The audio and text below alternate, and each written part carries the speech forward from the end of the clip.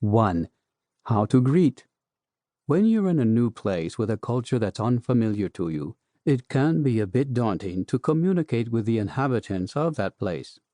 Books can only tell you so much, and there's no one better than these inhabitants to tell you all about the place they call home. But greetings in Spain can be quite complicated, as there are different rules depending on your gender or status. When a woman greets another person, male or female, they usually do so by exchanging 2 kisses, one on each cheek. When 2 men greet each other, they usually shake hands or hug. Sometimes they also exchange 2 kisses on the cheeks, but only if they know each other well. In Spain, this is not seen as gay. If you're not sure what to do, a simple handshake will always do the trick. When greeting someone for the first time, it's polite to say your name. If you want to say, "Hello, I'm John. Nice to meet you." In Spanish, you can say the following. If you're a man, you say, "Hola, soy John. Encantado de conocerse." If you're a woman, you say, "Hola, soy Jane. Encantada de conocerse." 10. World's most beautiful royal palace.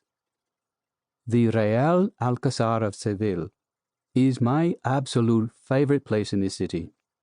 This beautiful historical palace was built by the Moors that ruled the south of Spain from the 8th until the end of the 15th century and expanded by the many Spanish kings and queens that lived there. It was declared a World Heritage Site by UNESCO in 1987. Each room inside the palace has its own rich history.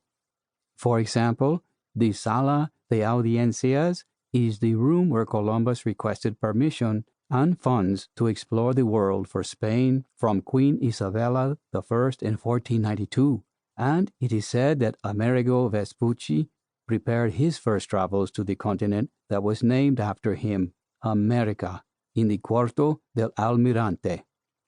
Be sure to read every sign in every room so you know what happened in every room of the palace. 16. Hotel Alfonso XIII. No room needed. Hotel Alfonso XIII was built for the Expo of 1929. It was named after the King of Spain at that time, and it was a place where the important guests of the Ibero-American Expo could spend the night. So it was built as a luxurious hotel, and it has always been a luxurious hotel. The hotel now has 5 stars, and it's one of the most luxurious hotels in the city. Every time celebrities are in the city, 9 out of 10 times they stay in this hotel. For example, the Game of Thrones cast, Tom Cruise, and Cameron Diaz all stayed in this hotel while they were working in Seville. Safe to say, this hotel is the most famous hotel in the city, and with that also comes a pretty steep price. But what most people do not know is that you can go inside the hotel even if you don't have a room there. You can visit the most luxurious bathroom in the entire city for free.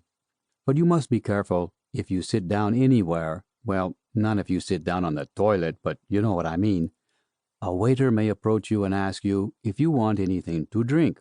If you've been to any Northern European city before, the prices seem reasonable.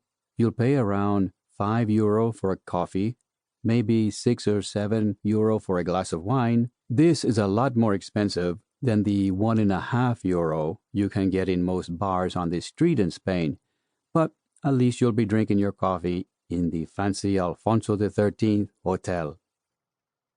To keep listening to this audiobook, I've left you a link in the description so you can do it at no cost thanks to Audible's 30-day free trial.